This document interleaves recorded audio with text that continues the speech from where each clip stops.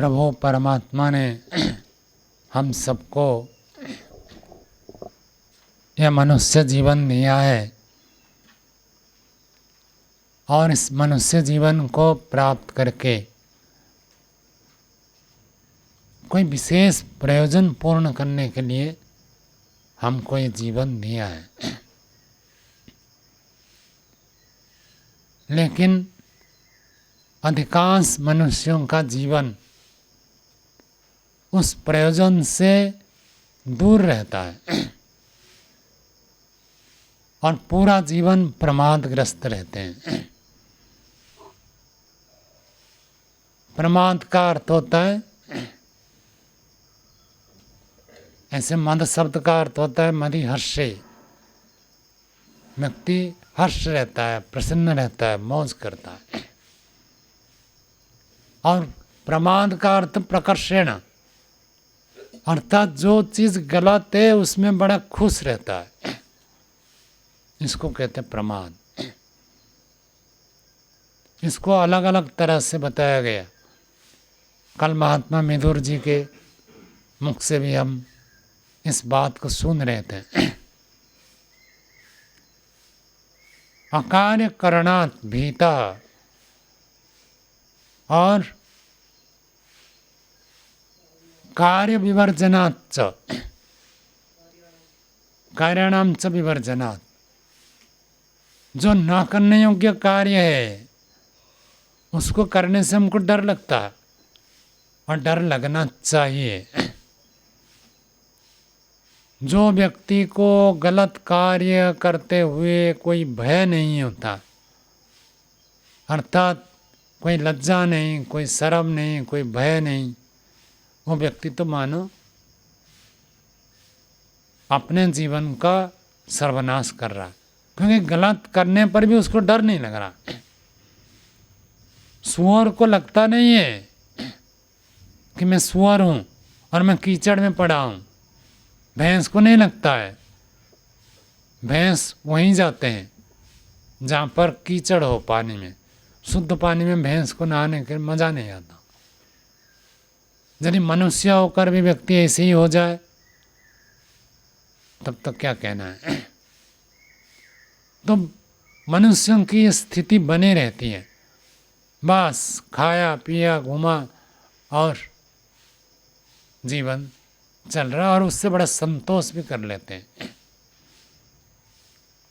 इतनी बेहोशी, जागरूकता का अभाव, क्यों जीवन मिला है, कोई उद्देश्य नहीं है। कोई किसी में, कोई किसी में, कोई किसी में लगता है।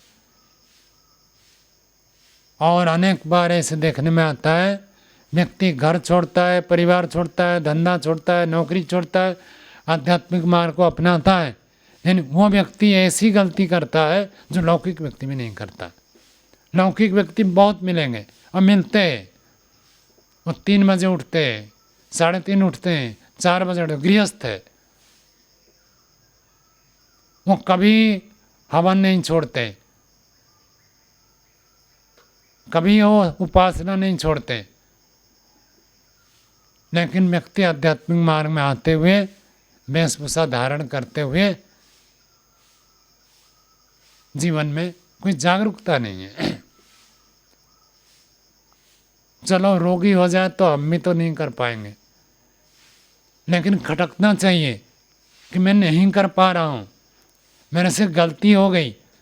जिसको महसूस ही नहीं होता है कि मेरे से गलती हो रही है, मैं दोष कर रहा हूँ,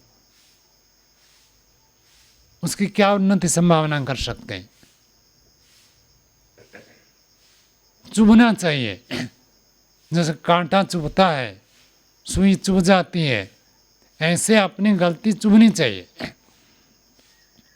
जिसको अपनी गलती चुभती नहीं है, बस वो भैंस के चमड़े हो जाते हैं ना, डंडा मारो कोई फर्क नहीं पड़ता है। स्वामी सत्यपति जी महाराज एक कहानी सुनाया करते थे। कहते बैलगाड़ी होता है, बैल को जोतते हैं और कहीं जाना होगा तो बैल को रास्ता बताते बताते ले जाते हैं, हाँकते हाँकते व्यक्ति ले जाता है। जो गाड़ी चलाता है, और आते समय गाड़ी में सामान लोड कर देता है और सो जाता है। बैल सीधा लाकर घर पहुंचा देता है। दूसरी बात कहते थे, गधे के पीठ में कुछ लाद कर लाते हैं, चाहे मिट्टी लाए चाहे कपड़े लाए कुछ भी लाए, और किसी रास्ता से एक ही जगह से बार बार ला रहे, और रास्ते में चलते समय एक तिराही आ जाता है, और गधा उल्टे रास्ते में चलता है, उसको जब डंडा पड़ता है तब सीधे रास्ते में आता है, और रोज उसको डंडा पड़ता है। ये गधे का स्वरूप है।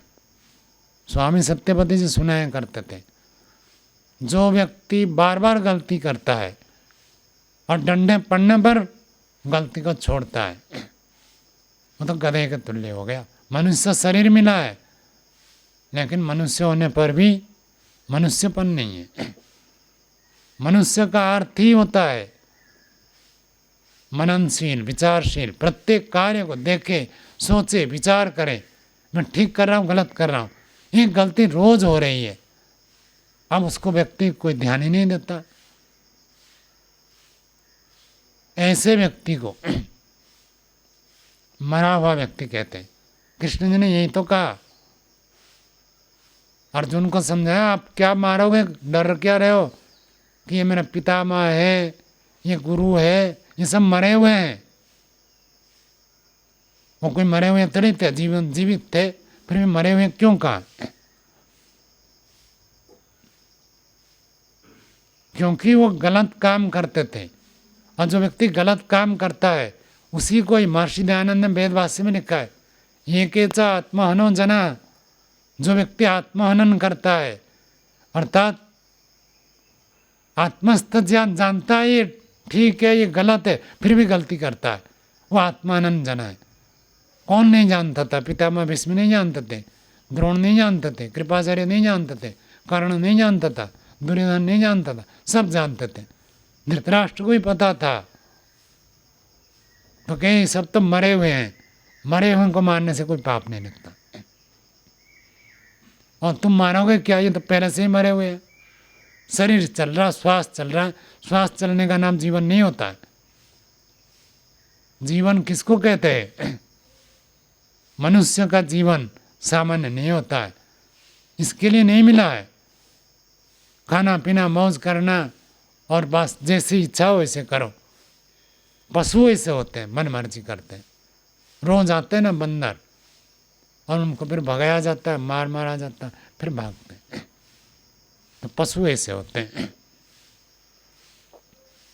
जीवन में व्यक्ति का कुछ नियम होना चाहिए। जिसके जीवन में कोई नियम नहीं है उसको वेद कहते हो मनुष्य नहीं है। अव्रता मानुषा। शास्त्र पढ़ना चाहिए, शास्त्र पढ़ना मात्र कल्याणकारक नहीं होता है, नहीं हो सकता। वेद तो यहाँ तक कह देता पढ़ने वाला को ज्यादा दंड मिलेगा यदि गलती करता है। ऐसे ही देखा जाता है। वो लौकिक व्यक्ति बहुत अच्छा लगता है, आध्यात्मिक वेशभूषा धारण करके व्यक्ति उससे उल्टा करता है। वो व्यक्ति मेहनत करके कमाता है, वह अपनी कमाई को खाता है और अपनी कमाई से कुछ दान देता है। ये व्यक्ति आध्यात्मिक वेशभूषा धारण करके दूसरे के कमाई को खाता है और उल्टा काम करता है। जीवन बर्बाद हो जाएगा। और ये जो संस्कार पड़ता है ये उल्टा और परिणाम देगा। गलत काम करने से जो संस्कार पड़ता है उसको मिटाने में आपको दम लग जाएगा, अभी आपको पता नहीं चल रहा है। चाहोगे एड़ी से चोटी तक जोर लगाने पर भी छूटेगा नहीं। और कभी कभी तो किसी किसी व्यक्ति को देखने से बड़ी दया आती है, ये बेचारा है, इसको इतना भी समझ में नहीं आ रहा, ऐसी गलती कर रहा है, इसका ये जीवन तो जाएगा, ऐसे करेगा तो अगला जीवन में गया। अब मनुष्य जन्म बार बार नहीं मिलेगा, इन्हें संस्कार जो अभी बना रहा है वही संस्कार मनुष्य जन्म में जागेगा, फिर मनुष्य जन्म मिलेगा। तो इन सब बातों को व्यक्ति सोचता नहीं है। बेहोशी में जीना पशुओं का जीवन जीना है। नियम का पालन नहीं करते हैं तो उसको कह दिया अव्रत अमानुष। ईश्वर कहता है जो व्रतों का पालन नहीं करता है, नियमों का पालन नहीं करता है, 5 यमों का भंग करता है, वो अमानुष है, मनुष्य नहीं है, और मनुष्य जन्म मिलेगा ही नहीं। जो व्यक्ति जानबूझकर नियमों का भंग करता है। आचार्य सनत कुमार बड़े ऋषि हुए, महाभारत में प्रसंग आता है, उनके पास सब विद्वान जाकर शास्त्र की बातें सुनते थे। उन्होंने कह दिया प्रमाद वही मृत्यु। जो प्रमाद कर रहा है मतलब मृत्यु है, मर गया। और मर जाना अच्छा है नियमों को भंग करने की अपेक्षा। क्या जीवन जीना है? जीवन जीना है तो नियमों के आधार पर चलना है। यदि नियमों का पालन नहीं कर सकते तो जीवन जीने का कोई मतलब ही नहीं है, और जितना दिन अधिक जिएगा उतना अधिक पाप करेगा। जो व्यक्ति नियमों का पालन नहीं करता है, नियमों का भंग करता है, गलती करता है, दोष करता है, उसका ज़्यादा दिन जीना ज़्यादा दोषकारक होगा, ज़्यादा पाप उसका संचित होगा। सुधार सभी कर सकते हैं। ऋषियों ने हमको ऐसे बताया, पतित से पतित व्यक्ति भी जीवन को उत्थान कर सकता है, लेकिन ये प्रमाद रह जाता है।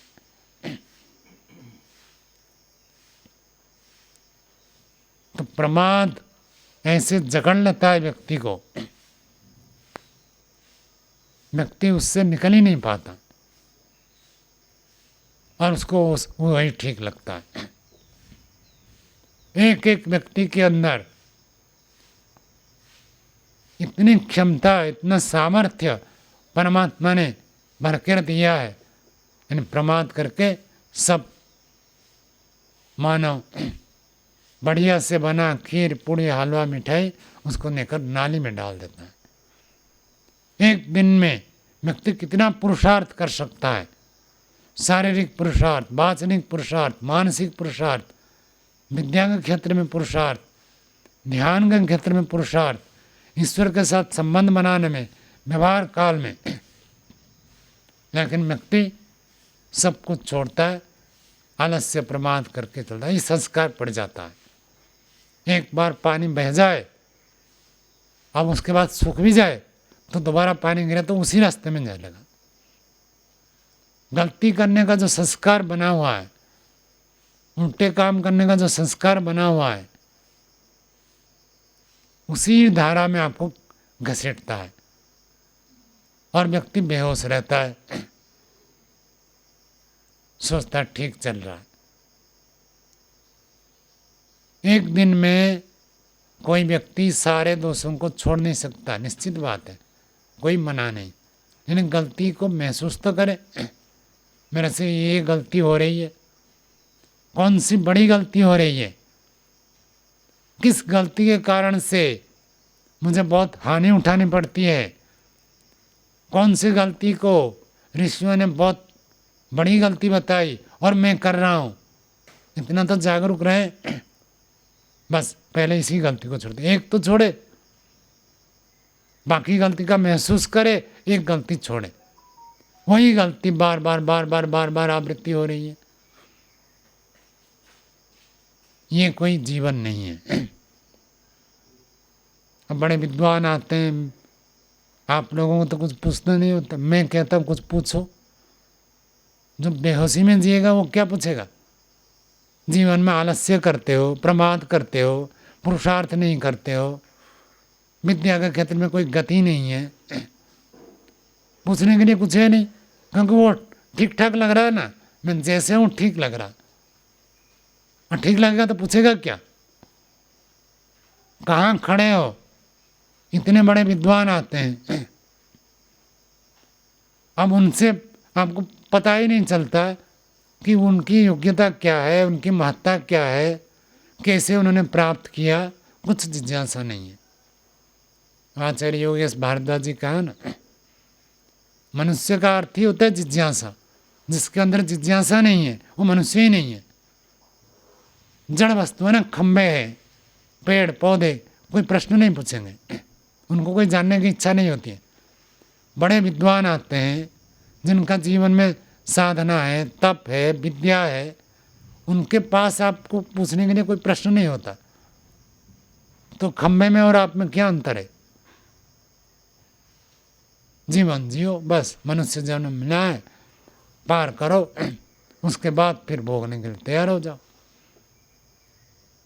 कितने जन्मों के बाद तो मनुष्य जन्म मिलता है, और उसके बाद भी व्यक्ति यदि ऐसे प्रमादग्रस्त रहेगा तो बस जीवन पार हो जाएगा, दोबारा मिलने वाला नहीं है।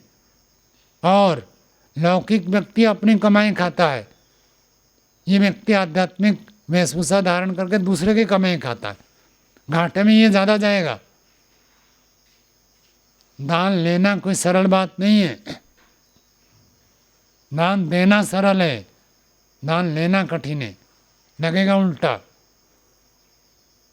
दान देना तो सरल है, आपने कमाई है, कुछ आपने दे दिया किसी को, लेकिन जो व्यक्ति दान लिया उसके कितना गुना, जिसने दान दिया उसको कई गुना होकर उसका फल मिल जाएगा। और जिसने दान लिया यदि उसका उपयोग करके अधिक से अधिक सुख को दूसरों को नहीं लिया तो सारा भरपाई करनी पड़ेगी। इसलिए आध्यात्मिक व्यक्ति, तथाकथित आध्यात्मिक, जो सच्चे रूप में आध्यात्मिक व्यक्ति है, उसको कोई घाटा नहीं है। लेकिन जो आध्यात्मिक वेशभूषा धारण करता है लेकिन आध्यात्मिक कार्य नहीं करता है, जीवन में दोषों को छोड़ता नहीं है, आचरण उत्तम नहीं करता है, वो घाटे में जाएगा।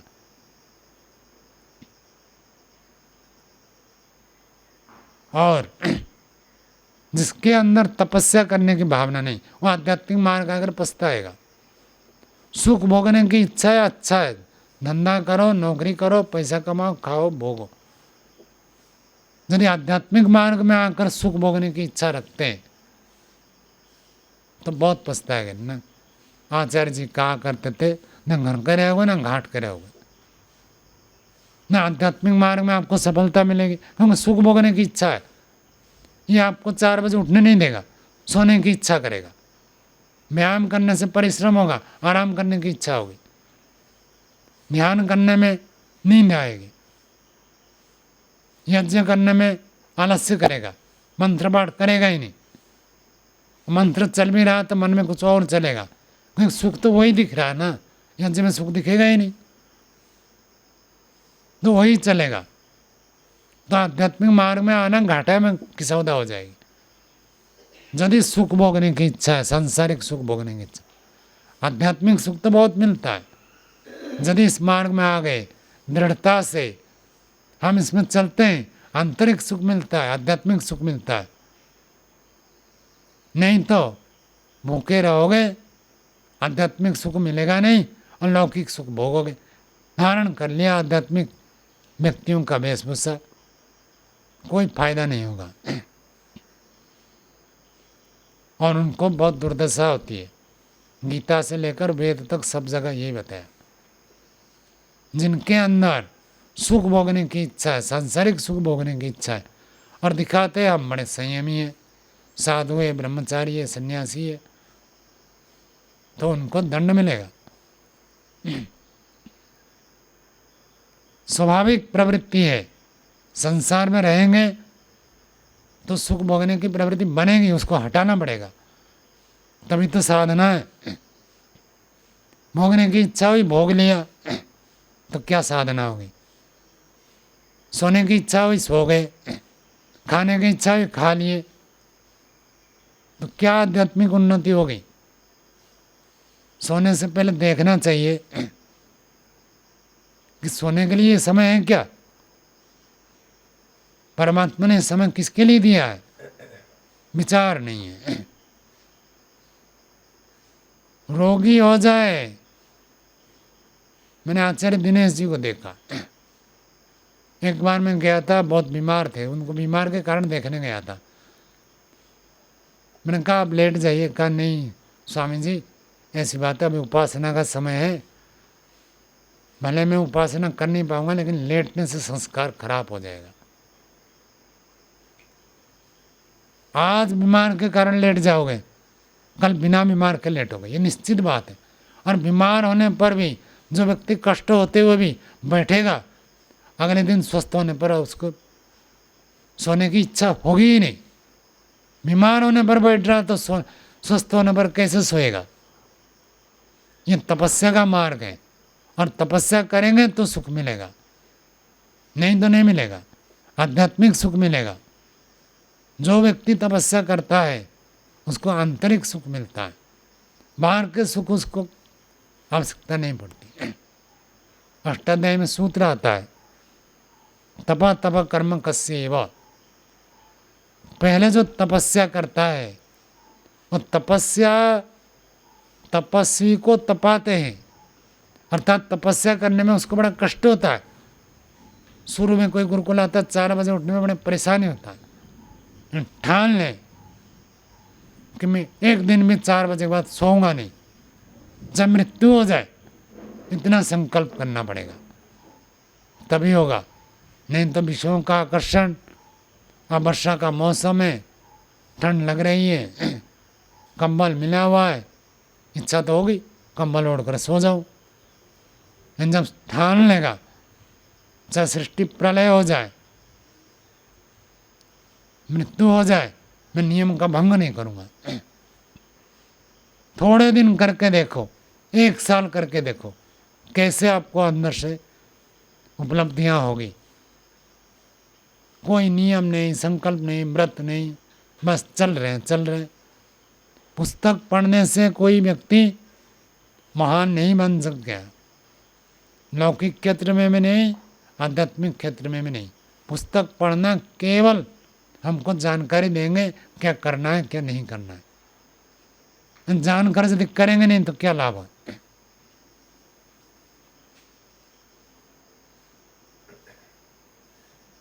बार बार बताया जाता है,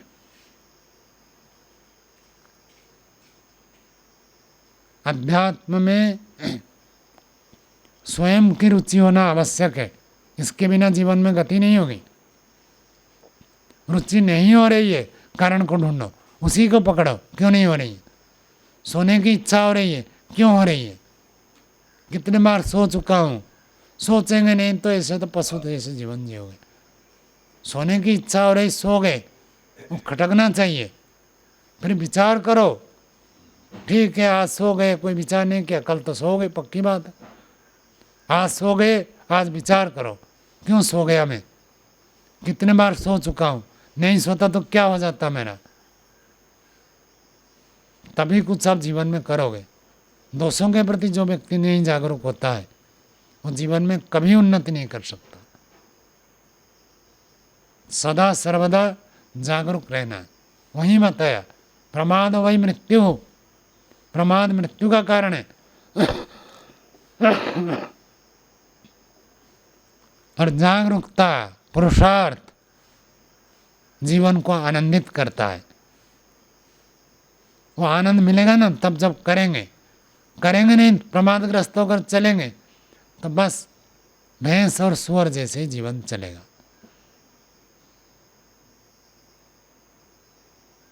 सतत करना है, प्रत्येक दिन आत्मनिरीक्षण करना है। गुरुजनों ने इसलिए आत्मनिरीक्षण का विधान किया है। जो व्यक्ति आत्मनिरीक्षण नहीं करता है आध्यात्मिक मार्ग में आगे नहीं बढ़ सकता। हम सब अपने अपने दोषों के प्रति अधिक जागरूक रहे और उनके कारणों को ढूंढें, उनके परिणाम को देखें और उनको छोड़ने के लिए प्रयत्न करें। पहले दोष को दोष स्वीकार करें और दोष स्वीकार हो जाए तो उसके प्रायश्चित करें, दंड स्वयं लें, और